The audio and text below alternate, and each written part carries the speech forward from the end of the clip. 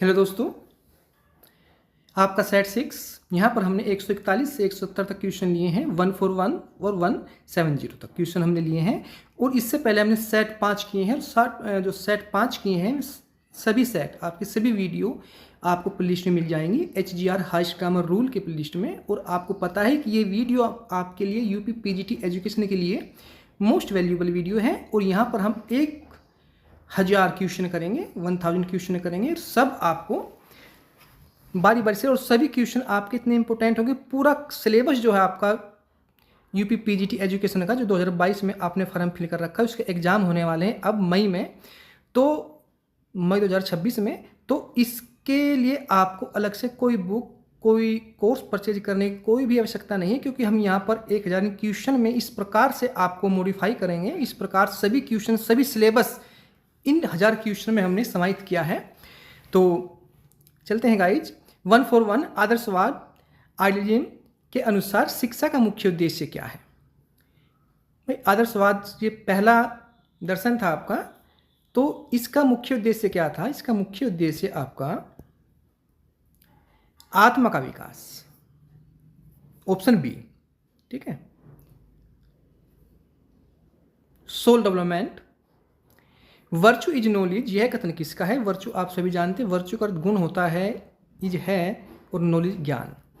तो गुण क्या एक पार्ट है, एक इम्पोर्टेंट हिस्सा है किसका? नॉलेज का। क्योंकि जब आपके अंदर गुण नहीं होंगे तो नॉलेज कहाँ से होगी? और नॉलेज और गुण का आपस में क्या है? एक कनेक्शन, एक तालमेल है। तो ये कथन सोक्रेटिस का है, प्लेटो का है, अरिस्टोटल का है, या जॉन डीवी का है? तो ये कथन आपका सोक्रेटिस का है, सुकरात का है। हिंदी में इसको सुकरात बोलते हैं। द रिपब्लिक नामक पुस्तक किसने लिखी? प्लेटो, अरिस्टोटल, रूसो, जॉन डीवी। तो ये आपकी प्लेटो की बुक है, बहुत फेमस बुक है। देखो कुछ ये माने आप मिनिमम 3 क्वेश्चन और मैक्सिमम 4 क्वेश्चन, 3 से 4 क्वेश्चन आपको बुक से मिलते हैं, ठीक है। तो इसलिए आपको ये इम्पोर्टेंट बुक भी हमने सब कुछ, पूरे सिलेबस का कुछ भी हमने ऐसा मिस नहीं किया जो आपको पेपर को क्रैक करने से रोक दे, ठीक है। नेक्स्ट 144 पॉलिटिक्स पुस्तक के लेखक कौन है? अरिस्टोटल है, प्लेटो है, सोक्रेटिस है, या रूसो है? तो यहाँ पर अरिस्टोटल राइट ऑप्शन होगा, अरस्तु। 145 इमली पुस्तक किसने लिखी? बहुत फेमस पुस्तक है, जितने भी हमने पुस्तक लिया सभी फेमस पुस्तक है। लेकिन एग्जाम को मद्देनजर रखते हुए कभी कभी क्या होता है कि जो इम्पोर्टेंट है वो ना आता है, वो जो आप समझते हैं कि ये इम्पोर्टेंट नहीं है वही आपको पेपर में मिल जाता है। लेकिन हमने कंप्लीटली सभी इस प्रकार की हर वीडियो में बुक लेने की कोशिश की है कि हर ज़्यादा तो नहीं, लेकिन हाँ 1-2 क्वेश्चन, 3-4 क्वेश्चन लगभग हर वीडियो हमने लिए हैं। और उनसे ही आपको पेपर में बड़ी आसानी से उसमें से ही कोई बुक मिल जाएगी। 3 और मिनिमम 3 और मैक्सिमम 4 क्वेश्चन आपकी बुक से आते हैं। तो रूसो का ऑप्शन है, जॉन डीवी है, प्लेटो है, या हर्बर्ट है? तो यहाँ पर रूसो इसका राइट ऑप्शन होगा, ऑप्शन ए, जो इमली की पुस्तक है ये रूसो की है भैया। 146 डेमोक्रेसी एंड एजुकेशन पुस्तक किसकी है? बहुत फेमस पुस्तक है और आपके संविधान पर बेस है। जॉन डीवी, प्लेटो, अरिस्टोटल, रूसो। तो जॉन डीवी की ये पुस्तक है। 147 कंप्लीट लिविंग का सिद्धांत किसने दिया? कंप्लीट लिविंग का सिद्धांत किसने दिया? Herbert Spencer, John Dewey, Rousseau, Plato. तो ये हर्बर्ट स्पेंसर का सिद्धांत है भाई। 148 हर्बर्ट के अनुसार शिक्षण के कितने चरण हैं? 3, 4, 5, 6। तो इसके अनुसार, हर्बर्ट के अनुसार शिक्षण के कितने चरण हैं भाई? 5 चरण हैं। कितने चरण हैं? 5 चरण हैं। हर्बर्ट के अनुसार शिक्षण चरणों में पहला चरण कौन सा है? ध्यान दें, पहला चरण कौन सा है? प्रिपरेशन है, प्रेजेंटेशन है, एप्लीकेशन है, या कंपेरिजन है? तो देखो, तैयारी किसी भी चीज़ का जो पहला चरण होता है वो क्या तैयारी होती है। सपोज करो आपको कहीं यात्रा पे ही जाना है, जर्नी पे जाना है, तो आप उससे पहले क्या करेंगे? वहाँ पर जाने के लिए 1 दिन पहले या कुछ घंटे पहले तैयारी शुरू करेंगे, ठीक है। कपड़ों की तैयारी हो भाई, वहाँ एक दिन के टूर पे जा रहे हैं आप, वहाँ पर मेडिसिन की तैयारी हो या अन्य सामान की तैयारी हो कि आपको क्या कैरी करके लेके जाना है, तो यहाँ पर प्रिपरेशन तैयारी राइट ऑप्शन होगा, ऑप्शन ए। 150 हर्बर्ट का सिद्धांत किससे संबंधित है? शिक्षण विधि, परीक्षा, अनुशासन, और हाँ आप कमेंट में क्या करेंगे भाई, बाकी 4 चरण जो 4 स्टेप ड्यू हैं वे आप कमेंट में उसको बताएंगे, चारों स्टेप को, ठीक है। वे चारों स्टेप आप कमेंट में लिखें। जो पहला स्टेप हमें आपको बता दिया प्रिपरेशन, बाकी 4 स्टेप बचते हैं, टोटल 5 चरण हैं, 5 स्टेप हैं, तो बाकी 4 स्टेप कौन से आप उसको कमेंट में बताएंगे, और कल की वीडियो में हम आपको वे 4 स्टेप बता देंगे, वे 4 स्टेप कौन से हैं, ठीक है। हर्बर्ट का सिद्धांत किससे संबंधित है? शिक्षण विधि, परीक्षा, अनुशासन, पाठ्यक्रम, तो ये शिक्षण विधि से संबंधित है, option A. 151 education thoughts craft का सिद्धांत किसने दिया? Mahatma Gandhi, Rabindranath Tagore, Swami Vivekananda, John Dewey. तो ये एजुकेशन थॉट्स क्राफ्ट्स, ये भाई आपका महात्मा गांधी का सिद्धांत है, क्योंकि इंडियन फिलोसफर, ये आपके इंडियन फिलोसफर हैं और ये आपके लिए बहुत मोस्ट इम्पोर्टेंट है कि इनसे कुछ क्वेश्चन फिक्स रूप से आते ही आते हैं। लगभग हर राइटर से 2 से 3 क्वेश्चन आपको अवश्य देखने के लिए मिल जाते हैं इंडियन फिलोसफर से। शांति निकेतन की स्थापना किसने की? रविन्द्रनाथ टैगोर। देखो आप ऐसे इजिएस्ट इतने आसान क्वेश्चनों को मिस नहीं कर सकते, इनमें चाहकर भी गलती नहीं कर सकते। अगर आप ऐसे क्वेश्चन में गलती कर देते हैं तो ये आपको एग्जाम को क्रैक करने में पिछाड़ दे। देखो जो आपके मॉडल, जो आपके इजी क्वेश्चन आप लगभग सभी कर लेते हैं, ठीक है। मैं आपको ये बता रहा हूँ कि आप पिछड़ते कैसे हैं पेपर से। देखो जो इजिएस्ट क्वेश्चन है, आसान क्वेश्चन है, उसको लगभग सभी कर लेते हैं, उसमें गलती आपको बिल्कुल भी नहीं करनी, ठीक है। उसको ऐसे नहीं कि बच्चों देखा चलो तो बहुत इजी क्वेश्चन है, इसको ऑप्शन लगा दिया अल्टरनेटिव में से आपको और आगे बढ़े। उसको ध्यान से, उसको भी टाइम देना है, ध्यान से देखना है, तो उसको अल्टरनेटिव से उसको चुनना है, ठीक है। उसके बाद फिर आपका मॉडरेट, ना अधिक इजी है ना अधिक हार्ड है, ऐसे लेवल के क्वेश्चन, उसमें से भी लगभग रेशो निकलता है कि आप 60-65% सभी बच्चे स्टूडेंट कर लेते हैं, ठीक है। और जो हाईएस्ट पीक वाले क्वेश्चन होते हैं, जो हार्ड लेवल क्वेश्चन होते हैं, उनको लगभग केवल रेशो ही निकलता है कि 5 से 10% छात्र ही, 5% ही माने आप कर पाते हैं, अन्यथा उसको कोई नहीं कर पाता। अगर देखो उसमें गलती हो जाए तो वहाँ पर गलती चल जाती है, लेकिन मॉडरेट क्वेश्चन में, ठीक है, और आपके इजीएस्ट क्वेश्चन में अगर एक भी आपके सपोज करो इजी क्वेश्चन में आपके 2 क्वेश्चन गलत हो गए तो वही आपको पेपर को क्रैक करने से पिछाड़ दे। क्योंकि उसमें क्या है भाई, सभी 99% सभी सही कर रहे हैं, 99.9% सभी इजीएस्ट क्वेश्चन में सही कर रहे हैं, तो उससे तो आपको पेपर से बाहर में करेंगे, ठीक है, तो आप वहाँ पर पिछड़ जाते हैं। तो ऐसी गलती बिल्कुल भी चाहकर ना करें।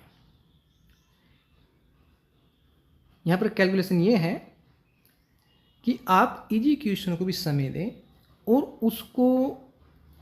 उसके चारों, ये नहीं कि भाई आपने ऑप्शन देखा और आपने चूज किया और एक अल्टरनेटिव आप में टिक करके आगे, नहीं, गोला भर के आगे, आपको चारों अल्टरनेटिव को आते हुए भी देखना है।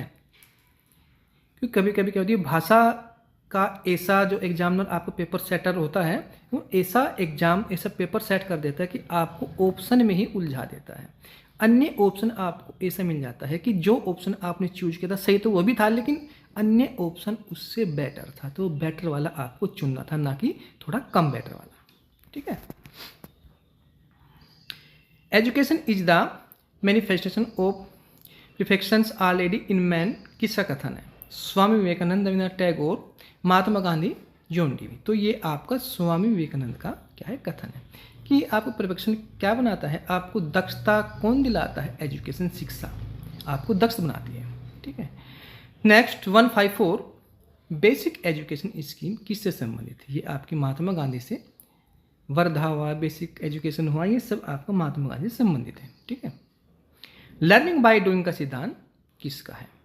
ये कल की वीडियो में तो बार बार क्वेश्चन आने, यानी कि बहुत इंपॉर्टेंट क्वेश्चन है, ये क्वेश्चन आ सकता है। जॉन डीवी, रूसो, प्लेटो, अरिस्टोटल। इसमें आप बिल्कुल ही परेशान होंगे, कुछ क्वेश्चन ऐसे होते हैं कि हर वीडियो में लगभग रिपीट हो जाते हैं, लेकिन वे क्वेश्चन आप ये माने कि क्वेश्चन है कि आपकी तैयारी बार बार वो क्वेश्चन इस लेवल का है कि आने वाला क्वेश्चन बहुत इंपॉर्टेंट लेवल का क्वेश्चन है, ठीक है। तो इसके लिए आप बिल्कुल भी परेशान ना हो, उस क्वेश्चन को उसका आंसर सीट अपने दिमाग में फीड कर लें, याददाश्त में बना के रखें उसको। 156 नेचुरलिज्म के अनुसार शिक्षा का केंद्र क्या है? नेचुरलिज्म यानी कि शिक्षा, प्रकृतिवाद के अनुसार शिक्षा का केंद्र क्या है? भी बालक है, देखो जो नेचुरली है, जो नेचुरलिज्म है, जो प्रकृतिवाद है, वो बालक पर जोर देते हैं, स्टूडेंट पर, छात्र पर जोड़ता है, ना कि शिक्षक पर, ठीक है, ना समाज पर, ना विद्यालय पर। ये बालक इसका केंद्र बिंदु है। आइडियलिज्म के अनुसार शिक्षा का केंद्र क्या है? आत्मा है, समाज है, शिक्षक है, अनुभव है। तो यहाँ पर आइडियलिज्म क्या है भाई? आदर्शवाद है। तो इंग्लिश हिंदी में दोनों आपको दिमाग में रखना होगा कि आदर्शवाद को आइडियलिज्म कहते हैं, आइडियलिज्म, और प्रकृतिवाद को क्या कहते हैं, यथार्थवाद को क्या कहते हैं। तो ये सब चीज़ आपको हिंदी और इंग्लिश दोनों वर्जन में सीखनी होगी, क्योंकि क्वेश्चन में आपको हिंदी वर्जन भी मिल सकता है और वही आपको हिंदी में इंग्लिश वर्जन भी उसका मिल सकता है। तो इसलिए आपको दोनों के बारे में पता होना चाहिए। 158 प्रैग्मेटिज्म के अनुसार शिक्षा का उद्देश्य क्या है? अनुभव द्वारा सीखना। प्रैग्मेटिज्म का अर्थ ही क्या होता है कि अनुभव के द्वारा अपनी दक्षता के अनुसार किसी चीज़ को सीखना। तो ये अनुभव द्वारा ही सीखना है। 159 रिलीजम के अनुसार शिक्षा का मुख्य आधार क्या है? वास्तविक जीवन। अगर तो पढ़ने नहीं हमें, वास्तविक जीवन है इसका भी रिलीजम। यथार्थवाद में क्या है भी? ना तो पास्ट में जीता है, ना फ्यूचर में जीता है, वो केवल वर्तमान में वास्तविक जीवन में जीना चाहता है। ओके,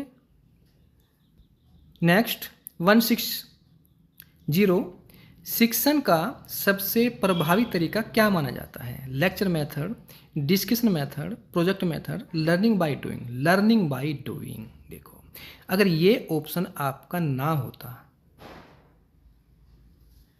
लर्निंग बाय डूइंग करके सीखना, अगर आपका ऑप्शन ना होता तो फिर बताए आप कौन सा चुनते हैं इसमें से। फिर आपका ऑप्शन क्या है? ऊपर तीनों होते हैं, ABC, लेक्चर मेथड होता, डिस्कशन मेथड होता, प्रोजेक्ट मेथड होता, तो फिर आप प्रोजेक्ट मेथड को चुनते। अगर ये भी आपका ऑप्शन ना होता, इसमें केवल दो ही ऑप्शन होते हैं, लेक्चर मेथड और प्रोजेक्ट मेथड, तो फिर आप क्या चुनते? फिर आप तीसरा ऑप्शन चुनते, ये आपका C वाला प्रोजेक्ट मेथड, ठीक है। तो इस प्रकार से देखो, सब ऑप्शन जो इसमें चारों अल्टरनेटिव की कुछ क्वेश्चन ऐसे होते हैं मोस्टली एजुकेशन में कि चारों की अपनी अलग अलग वैल्यू है। अगर एक के अभाव में दूसरे की वैल्यू बढ़ जाती है और दूसरे के अभाव में ऑप्शन के तीसरे की वैल्यू बढ़ जाती है, तो आप इस बात पर गौर फरमाएंगे। इस प्रकार से सेम लगभग डिटो आपने दिया होगा, कभी CTET का क्वेश्चन वो पेपर दिया होगा आपने, तो उसमें इस प्रकार के ही क्वेश्चन आते हैं। तो उसी लेवल के क्वेश्चन यहाँ पर भी आपको देखने के लिए मिलते हैं, स्पेशली पेडागोगी में। 161 विद्यालय समाज का कौन सा रूप है? लघु रूप, बड़ा रूप। बड़ा समाज यानी कि धार्मिक समाज, राजनीतिक समाज, तो ये लघु रूप है। विद्यालय जो है 161 विद्यालय समाज का कौन सा रूप है? ये इसका है लघु रूप, ये इसका है लघु रूप। 162 शिक्षा और समाज के संबंध का अध्ययन किसमें किया जाता है? Sociology of education, philosophy of education और मेजरमेंट। तो ये आपका सोशियोलॉजी ऑफ एजुकेशन में किया जाता है, ऑप्शन ए। 163 विद्यालय का मुख्य उद्देश्य क्या है? ज्ञान देना, सामाजिक विकास, चरित्र निर्माण, ये सभी। तो ये सभी इसमें आए, क्योंकि ये क्षेत्र क्या हो गया? सभी ब्रॉड हो गया भाई। विद्यालय में ज्ञान भी देते हैं, इसलिए कि ज्ञान देते हैं, सामाजिक विकास भी होता है उसके साथ में, और चरित्र का निर्माण भी होता है, ठीक है। तो इसलिए सभी ऑप्शन राइट होगा। 164 शिक्षा का अंतिम उद्देश्य क्या है? सर्वांगीण विकास, ऑप्शन सी। ये रोजगार भी, ये भी है, ज्ञान भी है और परीक्षा भी, और सर्वांगीण में सभी आ गया ये, ठीक है। तो इसलिए सर्वांगीण विकास होगा। जो अल्टरनेटिव में जो ऑप्शन अल्टरनेटिव के होंगे उसमें जो सबसे वैल्यूबल है, सबसे अधिक ब्रॉड है, सबसे विस्तृत है, जो सब ऑप्शन बाकी ऑप्शन उसमें समाहित हो सकते हैं, तो ऐसा ऑप्शन आपको चुनना है। 165 शिक्षण प्रक्रिया में कितने मुख्य तत्व होते हैं? 3। शिक्षक, छात्र और आपका पाठ्यक्रम। शिक्षक, छात्र और पाठ्यक्रम। 166 शिक्षा प्रक्रिया के मुख्य तत्व कौन से हैं? शिक्षक और विद्यार्थी, शिक्षक पाठ्यक्रम, शिक्षा और परीक्षा, विद्यालय और समाज। इसमें शिक्षक और विद्यार्थी यानी कि टीचर और स्टूडेंट। माइक्रो टीचिंग का मुख्य उद्देश्य क्या है? ये 167 था। माइक्रो टीचिंग का मुख्य उद्देश्य क्या है? शिक्षण कौशल विकसित करना, परीक्षा लेना, पाठ्यक्रम बनाना, अनुशासन बनाना। तो पहला ही ऑप्शन इसका राइट होगा, शिक्षण कौशल विकसित कराना।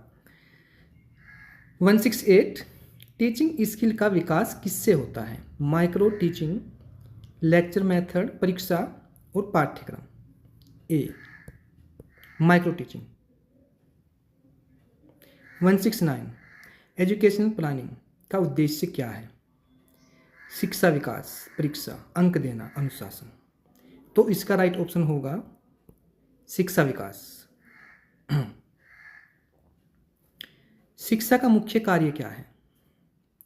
170 ये भाई आपका रिपीटेड क्वेश्चन हो गया, ये सभी है इसमें।